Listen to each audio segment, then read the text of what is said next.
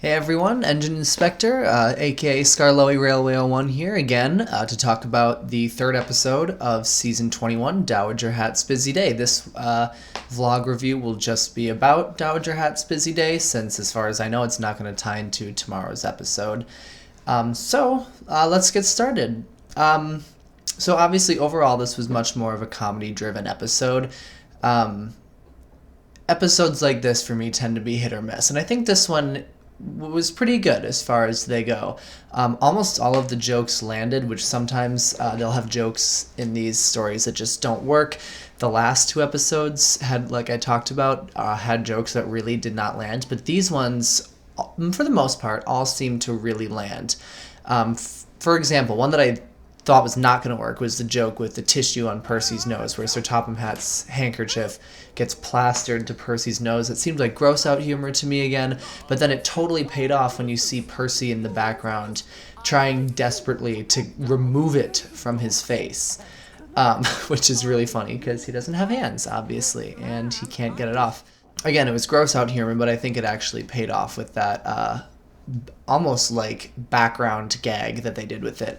The other one that I did not think would work, but did, was Dowager Hatt's hard rock theme. Ahem! Huh? Top up? I thought that was a strange choice, kind of an ironic choice, and I wasn't sold on it until she gets into the car, puts on the shades, and speeds off down the road.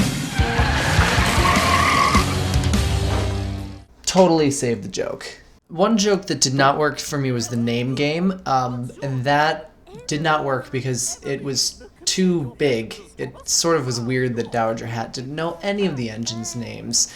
It would have been really funny if it was just Gordon, because he's got such a vanity issue, and the Who's Jeffrey line was actually pretty funny, but I think if it was contained to just that moment where she just doesn't know Gordon's name, it would have paid off a lot better.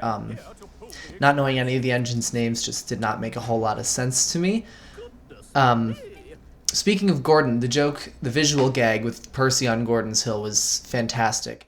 Oh dear, if Gordon was at the scrapyard, then who was pulling the express? Now, who did I ask to pull the express? Percy? But Percy isn't strong enough to pull the express. But you seem such a willing little engine. But the best joke of the episode had to be the poor station worker who's holding the hanging basket for Dowager Hatt as he's trying to get it to be in just the right place. And then the final payoff for that joke, when Dowager Hatt's walking away and he starts to come down the ladder and she goes, "I told you to stay put," was amazing. No, you, up there! I told you to hold it! Keith Wickham, I think, voices Dowager Hatt, and he does a fantastic job. It's just an unbelievably energetic performance, and it's a lot of fun to hear him and how much fun he seems to be having with that. Even in the Miller episodes, he was clearly just loving every second of it.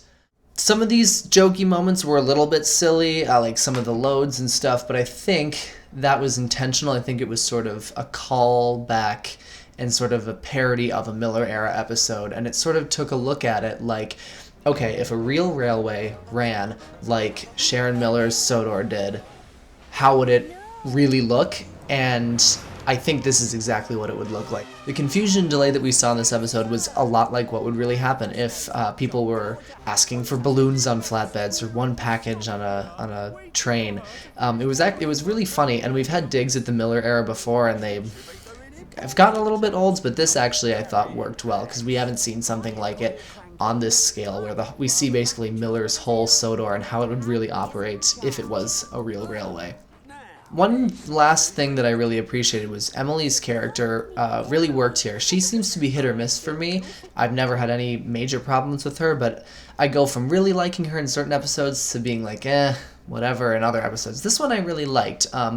I think her relationship with Dowager Hatt really worked too. If this was Thomas, this episode would not have worked nearly as well, I don't think. It wouldn't be a total disaster, but it it wouldn't have the underlying emotional element that Emily brings to it.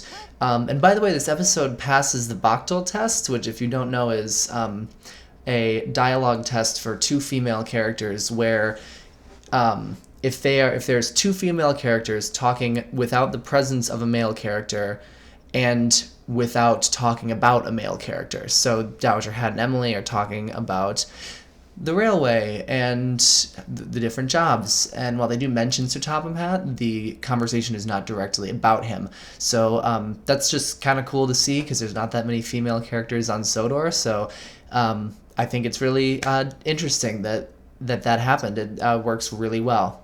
Like I said, generally I don't love comedy episodes like this, with a few exceptions, but I thought this one worked very well. It worked a lot better than Beast of Sodor, for example, another Dowager Hatt-driven comedy episode.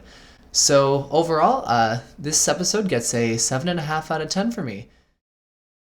Stay tuned tomorrow for the next episode, and if you want to see my reviews of Springtime for Diesel and A Most Singular Engine, check out the other vlog. It's like 20 minutes long. Most of the vlogs in future are going to be about this length because they won't be joint reviews like that one was.